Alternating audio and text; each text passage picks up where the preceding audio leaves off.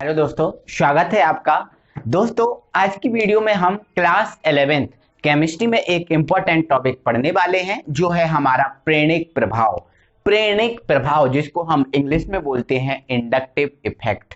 प्रेरणिक प्रभाव, inductive effect हम आज पढ़ने वाले हैं। तो दोस्तों, बहुत इंटरेस्टिंग है, समझना आपको, इसको अच्छे से समझना, आपको बहुत अच्छे से समझ में आ जाएगा, कोई भी प्रॉब्लम नहीं होगी, ये मेरी गारंटी है। ठीक है, तो समझिए दोस्तों। तो दोस्तों, प्रेरणिक प्रभाव समझने से पहले दोस्तों मैं एक कार्बनिक यौगिक की एक कार्बन श्रृंखला बनाता हूं। मतलब ये कहूं कि एक मैं कार्बन श्रृंखला बनाता हूं। ठीक है, तो दोस्तों ये एक मैं कार्बन श्रृंखला बना रहा हूं। ठीक है, ये एक मैंने कार्बन श्रृंखला बना दी। ठीक है, और इस कार्बन श्रृंखला से दोस्तों मैंने एक प्रबल ऋण विद्युतीय तत्व F जोड़ दिया, है ना। आपको दोस्तों पता ही है, प्रबल ऋण विद्युतीय तत्व तीन है, N नाइट्रोजन, O ऑक्सीजन और F फ्लोरीन। ये तीन प्रबल ऋण विद्युतीय तत्व हैं, तो मैंने इसको इसमें जोड़ दिया। ठीक है, तो दोस्तों आपको तो इतना ही पता है सिर्फ। इस पे दोस्तों मैं एक बात और, मैं इस पे कार्बन की जो है बैलेंसी पे ध्यान नहीं दे रहा हूं, इसको बैलेंस नहीं कर रहा हूं मैं। ठीक है, तो दोस्तों मैंने इससे एक प्रबल ऋण विद्युतीय तत्व F जोड़ दिया। ठीक है, अब मैंने प्रबल ऋण विद्युतीय तत्व F जोड़ दिया, तो ये प्रबल ऋण विद्युतीय तत्व F जो है वो क्या करेगा, क्योंकि ये तो प्रबल है। अब ये प्रबल है तो क्या करेगा मेरे भाई, जो F है ये बंद के इलेक्ट्रॉनों को अपनी ओर खींचेगा, बंद की इलेक्ट्रॉनों को अपनी ओर खींचेगा। तो यदि दोस्तों आपको पता ही है, ये जो एक बॉन्ड होता है, एक बॉन्ड जो सिंगल बॉन्ड होता है वो कितने इलेक्ट्रॉनों से मिलकर बनता है, दो इलेक्ट्रॉनों से मिलकर बनता है। तो क्या होगा दोस्तों, ये जो F है ये बंद के इलेक्ट्रॉनों को अपनी ओर खींचेगा। अब ये बंद के इलेक्ट्रॉनों को अपनी ओर खींचेगा और एक कंडीशन ऐसी भी आएगी कि F ये बंद के इलेक्ट्रॉनों को खींच लेगा। जब ये बंद के इलेक्ट्रॉनों को खींच लेगा तो मेरे भाई जो F है, इस F पर क्या आ जाएगा, माइनस आ जाएगा। क्या आ जाएगा, माइनस आ जाएगा। क्यों आ जाएगा, क्योंकि इसने इलेक्ट्रॉनों को खींच लिया। अब इसने बंद के इलेक्ट्रॉनों को, जो आपका बॉन्ड दिख रहा है सिंगल बॉन्ड, इसने इलेक्ट्रॉनों को खींच लिया तो इस पर क्या आ गया, माइनस। लेकिन इसमें जो इलेक्ट्रॉन थे वो इसके भी थे, तो इसने इलेक्ट्रॉन का क्या किया, फिर दान किया। इसने इलेक्ट्रॉनों को ग्रहण किया तो इसने इलेक्ट्रॉनों का क्या किया, दान किया। और जो इलेक्ट्रॉनों का दान करता है उस पर मेरे भाई क्या जाता है, प्लस आ जाता है। उस पर क्या जाता है, प्लस आ जाता है। तो इस पर क्या आ गया, प्लस आ गया। अब इस पर प्लस आ गया तो ये भी प्लस है, तो ये भी अस्थायी हो गया। तो ऐसा ये भी नहीं रख सकता, ऐसा यह भी नहीं रह सकता। तो ये जो कार्बन है मेरे भाई, ये कार्बन क्या करेगा, इससे इलेक्ट्रॉन लेगा, और इससे इलेक्ट्रॉन लेगा तो इस पर क्या जाएगा, इससे इलेक्ट्रॉन लेगा तो इससे कितने इलेक्ट्रॉन लेगा, दो लेगा। एक इसको देने के लिए और एक खुद के लिए। कितने इलेक्ट्रॉन लेगा, दो।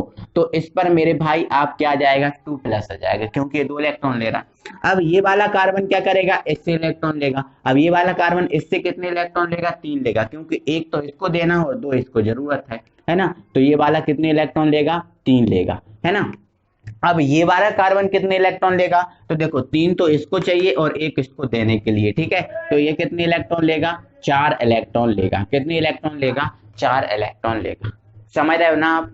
यदि इससे कोई ऋण विद्युतीय तत्व हमने जोड़ दिया तो ये इलेक्ट्रॉन लेगा, तो इस प्रकार से क्या होगा, ये इलेक्ट्रॉनों का विस्थापन होगा, इलेक्ट्रॉनों का विस्थापन होगा। यह हमारा एक दूसरा भी तरीका है, आप उस तरीके से आप लिख सकते हो। वो तरीका ये है, जैसे इसने इलेक्ट्रॉन ले लिया तो इस पे तो आ गया माइनस। अब ये इलेक्ट्रॉन देगा तो जो इलेक्ट्रॉन देता है वो धनी होता है, जो लेता है वो ऋणी होता है। तो इस पर क्या जाएगा, प्लस आ जाएगा। मतलब ऐसा हम कहें कि इस पर आंशिक धनावेश आ जाएगा, है ना, आंशिक धनावेश आ जाएगा। और आंशिक धनावेश को इस डेल द्वारा व्यक्त करते हैं, इसलिए हमने डेल प्लस लिखा। अब ये इससे इलेक्ट्रॉन लेगा लेगा तो इससे कम जो धनावेश आएगा वो इस वाले कार्बन, मतलब इससे कम जो धनावेश आएगा वो इस पे आएगा, क्योंकि ये इससे ज्यादा इलेक्ट्रॉन ले रहा है, इससे 2 इलेक्ट्रॉन ले रहा है। ठीक है, तो इस पर क्या जाएगा, आंशिक प्लस, इसमें 2 डेल आ जाएंगे, मतलब इससे कम ही आ जाएगा। ठीक है, फिर ये इससे लेगा तो इसमें कितने आ जाएंगे, 3 डेल आ जाएंगे, तो ये प्लस आ गया। अब ये इससे लेगा तो इसमें कितने डेल आ जाएंगे, 4 डेल आ जाएंगे तो ये आ जाएगा। तो आप इस टाइप से भी कर सकते हो, ठीक है। तो सीधी सी बात, ये प्रबल ऋण विद्युतीय तत्व है, इसके कारण इलेक्ट्रॉनों का विस्थापन हो रहा है। यदि यदि ये प्रबल ऋण विद्युतीय तत्व ना होता तो क्या इलेक्ट्रॉनों का विस्थापन होता? नहीं होता। तो दोस्तों यही जो इलेक्ट्रॉनों का जो विस्थापन हो रहा है प्रबल ऋण विद्युतीय तत्व के द्वारा, वही हमारा है प्रेरक प्रभाव। क्या है? प्रेरक प्रभाव। तो इसकी परिभाषा क्या हो जाएगी दोस्तों? कार्बन यौगिकों की कार्बन श्रृंखला में संलग्न प्रबल ऋण विद्युतीय तत्व द्वारा इलेक्ट्रॉनों का विस्थापन, ये जो इलेक्ट्रॉनों का विस्थापन हो रहा है, यही इलेक्ट्रॉनों का विस्थापन कहलाएगा प्रेरक प्रभाव। तो मैंने क्या बोला? प्रबल ऋण विद्युतीय तत्व द्वारा इलेक्ट्रॉनों का विस्थापन प्रेरक प्रभाव कहलाता है। समझ में आपको आ गया? ठीक है। और दोस्तों इस प्रेरक प्रभाव को हम इस बाणाग्र चिन्ह द्वारा व्यक्त करते हैं। कौन सी चिन्ह द्वारा? बाणाग्र चिन्ह। और बाणाग्र चिन्ह क्या होता है दोस्तों? ये होता है बीच में से कटा हुआ, बीच में से कटा हुआ ये होता है बाणाग्र चिन्ह। मतलब ये सब में बाणाग्र चिन्ह हम लगा देंगे, ठीक है, क्योंकि सब में क्या है? प्रेरक प्रभाव है, मतलब इसमें सब में क्या लगा दिया हमने? बाणाग्र चिन्ह लगा। आई होप कि आपको समझ में आ गया होगा, ठीक है। चलो इसके बाद हम दोस्तों इसका एक दूसरा एग्जांपल और बताते हैं। जैसे हमने एक कार्बन श्रृंखला ये बना ली, ठीक है, और इससे हमने मेरे भाई O को जोड़ दिया। किसको जोड़ दिया? हमने O को जोड़ दिया, ठीक है। तो O भी एक ऋण विद्युतीय तत्व है, तो O क्या करेगा? बंद के इलेक्ट्रॉन लेगा, तो इस पर क्या जाएगा? माइनस आ जाएगा। अब इस पर माइनस आ जाएगा, अब इसने इलेक्ट्रॉन दान किए तो इस पर क्या आ जाएगा? प्लस आ जाएगा। अब इससे ये लेगा तो इससे इसने एक इलेक्ट्रॉन, मतलब इसने एक इलेक्ट्रॉन लिया, अब ये कितने इलेक्ट्रॉन लेगा? 2 लेगा, क्योंकि एक तो इसको ही चाहिए और एक इसको चाहिए। तो इस पर कितने चार्ज आ जाएंगे? +2। और इस पर कितने आ जाएंगे? +3 आ जाएंगे, ठीक है। आप ऐसा लिख दो या फिर डेल में लिख दो, कोई दिक्कत ही नहीं है ना। आप ऐसा नहीं लिखना चाहते तो आप ऐसा लिख दो, del plus del del plus और डेल डेल डेल प्लस, क्योंकि इससे कम चार्ज इससे कम चार्ज इस पे आ जाएगा। समझ में आपको आया?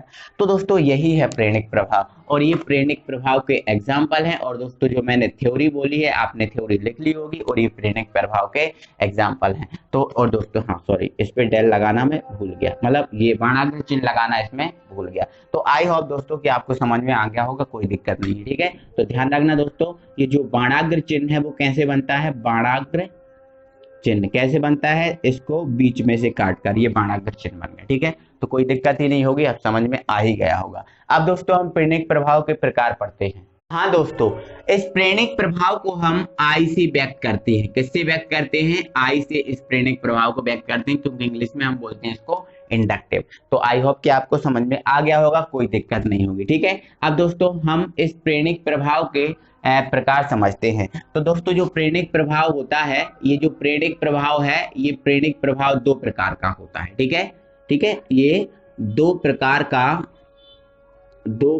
का होता है। नंबर 1 होता है प्लस आई प्रभाव, प्लस आई प्रभाव, प्लस आई प्रभाव या धनात्मक प्रेरक प्रभाव, ठीक है। और दूसरा हमारा होता है माइनस आई प्रभाव या ऋणात्मक प्रेरक प्रभाव। ये हमारे 2 प्रकार के होते हैं। अब ये प्लस आई प्रभाव क्या होता है इसको समझ लो। तो दोस्तों ऐसे परमाणु या समूह, क्या बोला मैंने? ऐसे परमाणु या समूह जो हाइड्रोजन परमाणु से, ऐसे परमाणु या समूह जो हाइड्रोजन परमाणु से कम ऋण विद्युतीय होते हैं, हाइड्रोजन परमाणु से कम ऋण विद्युतीय होते हैं, कम ऋण विद्युतीय होते हैं, कम ऋण विद्युतीय होते हैं, वो जो हाइड्रोजन परमाणु से कम ऋण विद्युतीय होते हैं वो परमाणु प्लस आई प्रभाव दर्शाते हैं। अब वो परमाणु हैं कौन कौन से, तो उसको भी दिखा देता हूं। तो दोस्तों यदि हमने लिख दिया COO-, तो ये जो COO- है हाइड्रोजन से कम ऋण विद्युतीय परमाणु है, इसलिए जो COO है वो प्लस आई प्रभाव दर्शाएगा। और दोस्तों CH3- ये जो है ये भी हाइड्रोजन से कम ऋण विद्युतीय है, भी प्लस आई प्रभाव दर्शाएगा। और भी हैं जैसे CH3 CH3, ठीक है, ये भी माइनस आई प्रभाव प्लस आई प्रभाव दर्शाएगा। इसके बाद CH3 CH3, ठीक है, ये भी हमारा प्लस आई प्रभाव दर्शाएगा, है ना। तो दोस्तों ये आपको एग्जाम्पल लिख लेने हैं, ये आपके प्लस आई प्रभाव दर्शाने वाले अणु या समूह हैं, ठीक है। आई होप आपको समझ में आ गया होगा, कोई दिक्कत नहीं होगी, ठीक है। नेक्स्ट है हमारा दोस्तों माइनस आई प्रभाव। तो दोस्तों आपको बता देता हूं, ऐसे परमाणु या समूह जो हाइड्रोजन से अधिक ऋण विद्युतीय होते हैं, ऐसे परमाणु या समूह जो हाइड्रोजन से अधिक ऋण विद्युतीय होते हैं, माइनस आई प्रभाव दर्शाने वाले अणु या समूह कहलाते हैं। अब एस से अधिक ऋण विद्युतीय तत्व क्या है? तो दोस्तों एस से अधिक ऋण विद्युतीय तत्व तो बहुत सारे हैं, है ना, जैसे Cl-, ठीक है, जैसे Br-, है ना, जैसे I-, ठीक है, जैसे F2-, F-, है ना, और जैसे O2-, है ना, N3-, ठीक है, NO3-, OH, ये दोस्तों हैं आपके माइनस आई प्रभाव दर्शाने वाले अणु। तो ये माइनस आई प्रभाव दर्शाने वाले अणु की जो है ना परिभाषा लिखना, और ये इसके एग्जाम्पल लिखना, ये प्लस आई वाले की परिभाषा और ये इसके एग्जाम्पल। तो आई होप कि आपको दोस्तों ये पूरा प्रेरणिक प्रभाव जो है ना पूरा समझ में आ गया होगा, अच्छे से, कोई दिक्कत नहीं होगी किसी बात की। तो दोस्तों यदि वीडियो अच्छा लगा है तो प्लीज वीडियो को लाइक कीजिए, शेयर कीजिए, और अभी तक आपने हमारे चैनल को सब्सक्राइब नहीं किया है तो प्लीज चैनल को सब्सक्राइब कर लीजिए और बेल आइकन को ऑन कर लीजिए। अगली वीडियो में हम फिर आपसे मिलते हैं, तब तक के लिए थैंक यू वेरी मच।